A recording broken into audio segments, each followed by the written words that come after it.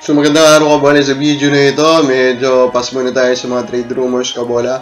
Sa video na ito, bibigay ko na naman po yung 5 winning trades po kabola doon sa 2022 o sa year 2022 or last year kabola. So ano yung 5 na kumbaga clear kung sino po yung panalo dun sa trade or biggest win na klase po ng trade from last year kabola. And then we will talk also of course the first game na Gilas kung saan kompleto na po sila. So kung hindi pa nakasubscribe, pakipindot naman po yung subscription button. So ito na nga po yung first game kung saan kompleto po ang Gilas kabola.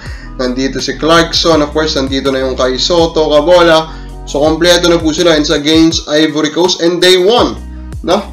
At it was a victory that is lopsided, diba? 23 points difference kabola. So talagang kontrolado nila yung game kabola, although sa second half na po sila nakaalagwa kabola, no? So in this game may tatlong players po na hindi pinalaro. That's Sturdy Ravena, Calvin Oftana at saka si Bobby Ray Parks kabola. Surprising yung Oftana at saka Bobby Ray Parks, if malala nyo, kasama po sila dun sa final 12 kabola, diba? Sa atin pong nilabas from our team.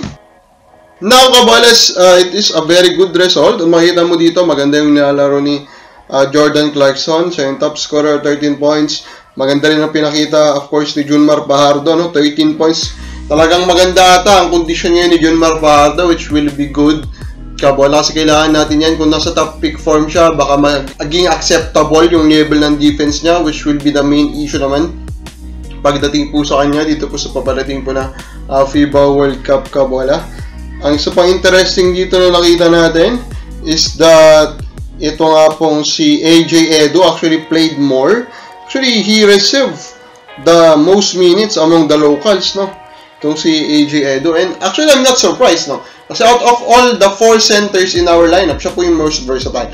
And I will not be surprised also na during the real FIBA World Cup, siya actually ang mag-average ng most minutes out of our centers kabola or big man. Na yung sabi AJ Edo. Doon na tayo sa ranking po natin ng top 5 winning trades ng 2022 kabola. At number 5 ko is that Justin Chua for Chris Porter, second round pick, and then the 2023 first trade ng NLEX. So ang ginawa po dito ng Phoenix, they found the best package possible for Justin Chua and they cash in kabola, and they cash in really hard. So I think this trade is a big win for them. Talagang very successful sa paningin natin itong naging trade po na ito para sa kanila. Justin Chua is of course an in-prime center, pero actually hindi nga po siya top 10 in terms of center po. So for them to get this package and now that pick, that first round pick in the number 7 of this potentially loaded draft, nakuha pa nila yung Chris Porter kabola, then may second round pick pa. I think this is an easy win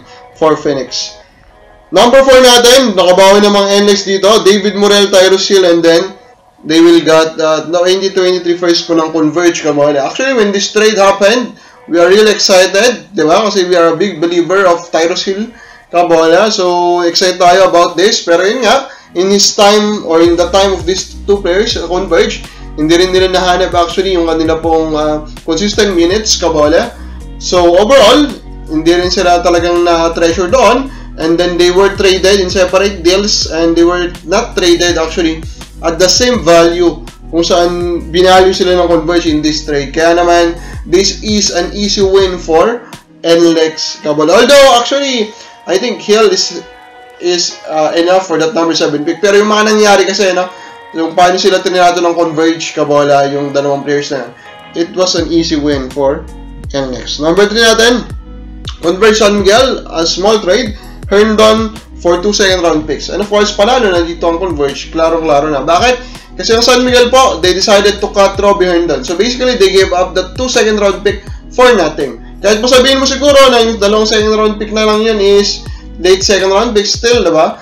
Getting 2 second round pick for nothing is a big win kabola for Converge, diba? So, nag-give up ang San Miguel, wala din man pala silang makukuha. The number 2 natin is the Calvin Oftana trade. Actually, it was a 3-team trade.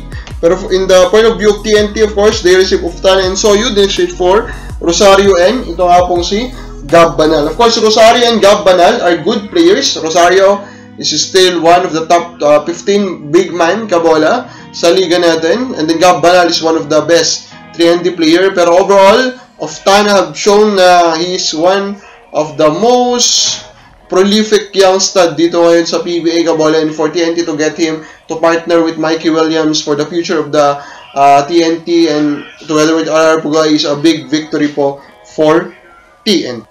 The number 1 natin, which is actually close to our number 2, is of course yung 2023 first Prince Cabrera Arvin Torrentino package for Jamie Malonzo. Medyo sasabihin ng iba, fear na to kasi biglang putok yung Talentino Kabola. Pero it actually means that you are still underrating kung ano pinapakita ni Malonzo.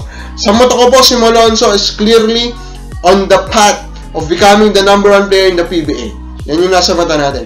And for Ginebra to get him, even with an Arvin Torrentino, na may potential po na maging several years top 10 player sa PBA Kabola, and then a first round pick, still that is not enough in our eyes. That's still a big win for Ginebra, and they is still the biggest winner of this trade season last year. So, ikaw mga ba, sinong biggest winner mo sa 2022 trade market? Comment na po sa baba.